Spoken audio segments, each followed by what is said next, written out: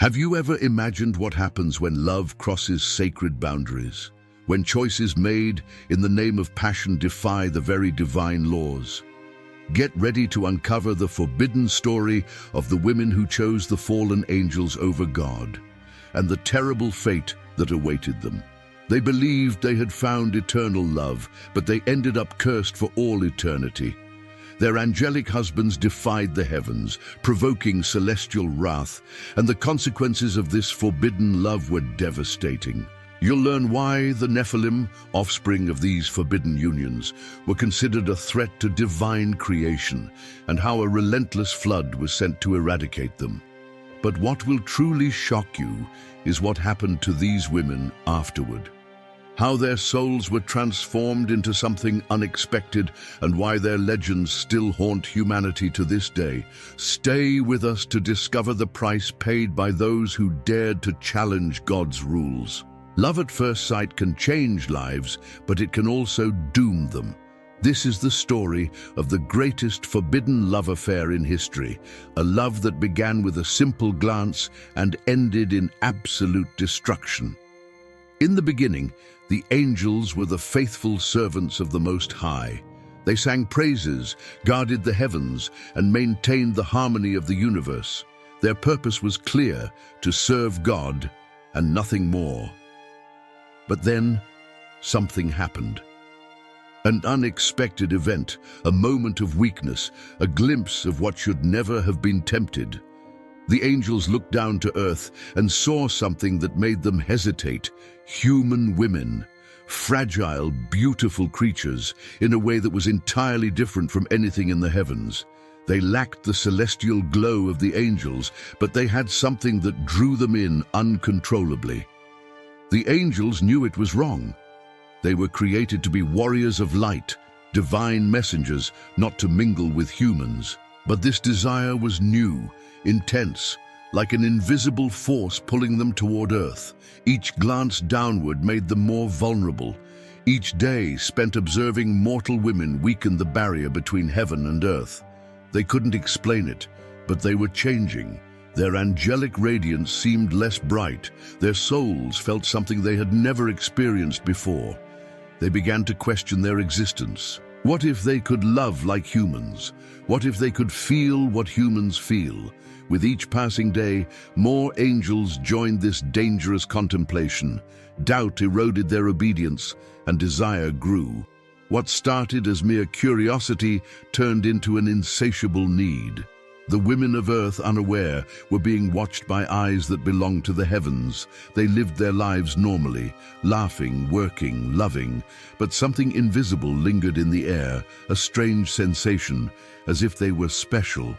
A different energy enveloped their days, like the omen of something grand and inevitable. And then it happened. The moment the angels made their decision, they abandoned the heavens and descended to earth. When they stepped among mortals, their power manifested in an extraordinary way. They weren't just beautiful, they were magnificent. Tall, strong, with eyes that shone like stars and a presence that made the world around them seem insignificant. Their voices were like hypnotic chants, and their mere existence made human hearts tremble. The women had no choice. They were overtaken by an uncontrollable attraction. How could they resist beings who seemed like perfection incarnate? They were more than any man could ever be. They knew what to say, how to act, how to enchant without even trying. It was an overwhelming passion, absolute ecstasy. But what began as love soon turned into something far darker. These forbidden unions bore children, the Nephilim. They were neither human nor fully angelic. They were giants, powerful, a new race that belonged neither to heaven nor to earth. They grew quickly, their strength was unimaginable, and their hunger for domination was insatiable. They knew no limits, showed no mercy. Wherever they went, they left destruction. Entire villages were devastated by their mere existence. Terror gripped the earth. Humans, who once looked at the angels with fascination, now feared their creations. The Nephilim became a curse upon the world, their fury uncontrollable. The heavens watched it all with sorrow and rage. God, who had created a perfect world, now saw his work corrupted by those who were meant to serve him. His judgment was decreed. The world would be purified. And so, the clouds began to gather. The sky darkened, the wind roared as if the universe itself were about to unravel. The storm that was coming would not be ordinary.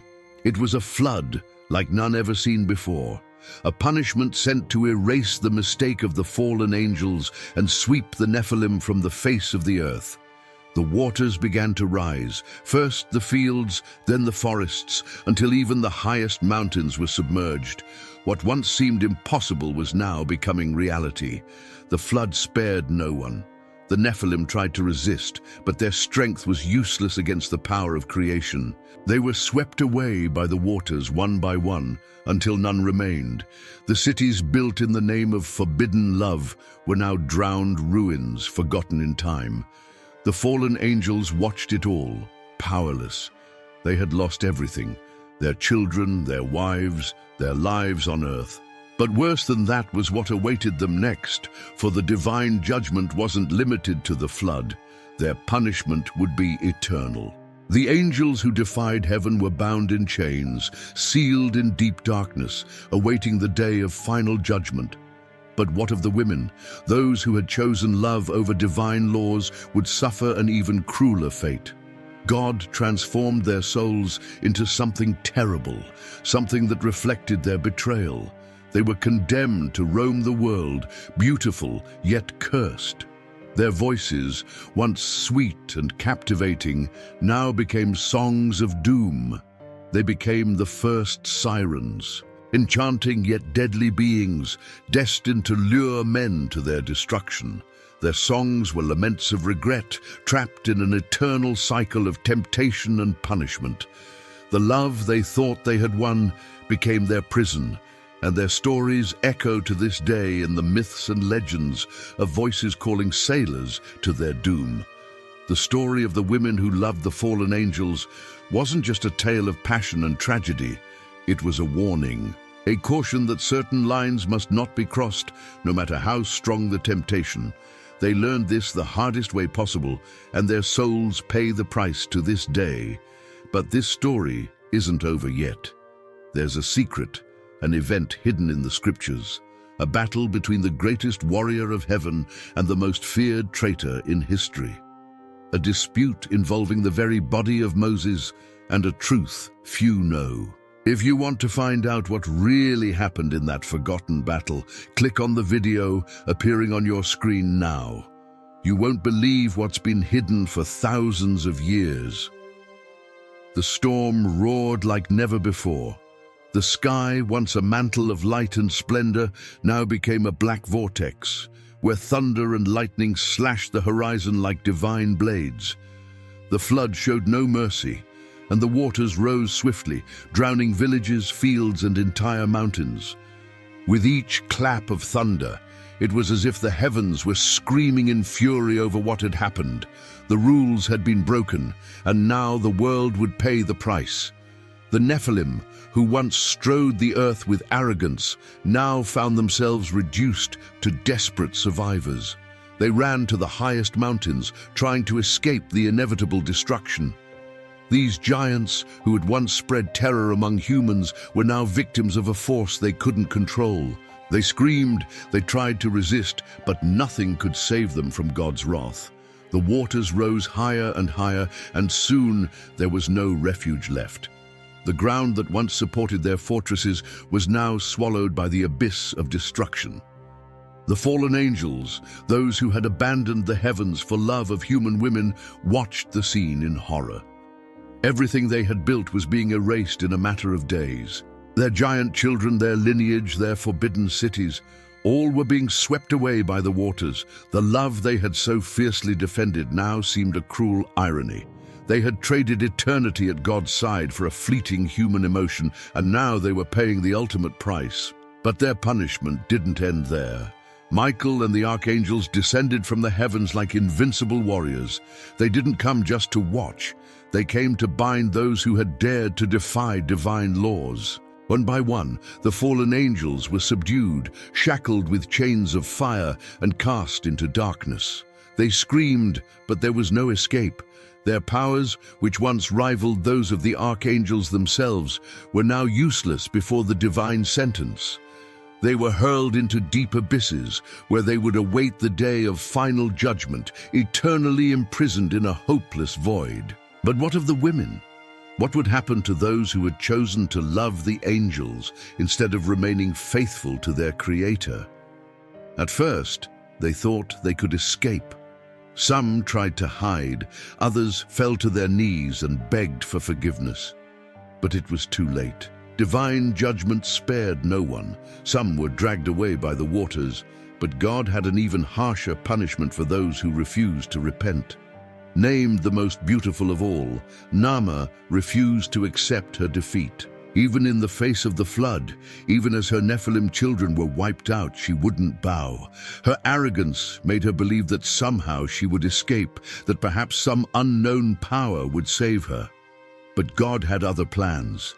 Instead of letting them die, He transformed them into something that reflected the corruption they had brought into the world. He cursed them to become sirens, beautiful yet treacherous creatures who would live between two worlds without belonging to either. Their beauty remained unmatched, but now it served a different purpose.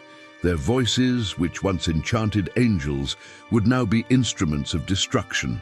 Their fate was to lure men into deep waters, seducing them with hypnotic songs and leading them to their deaths, just as they had led the fallen angels to ruin. And so, as the flood consumed everything and the world transformed, the first sirens were born. No longer human, but not divine either. Cursed beings who would wander the oceans, prisoners of their own fate. They didn't age, they couldn't love, and they would never again be accepted by humans or the heavens. Their sole existence now was to draw men to their doom, endlessly repeating the cycle of sin and punishment they had begun. When the flood finally subsided and the waters began to recede, the world was unrecognizable. What was once a vibrant planet, full of life and civilizations, was now a vast ocean. Only Noah's Ark floated amid the emptiness, carrying the few humans and animals chosen to repopulate the earth. For them, this wasn't just a new era, it was a fresh start. A new beginning for a humanity purified of the sin that had tainted the world. But even after the waters receded and life began to flourish again, the impact of that event would never be forgotten.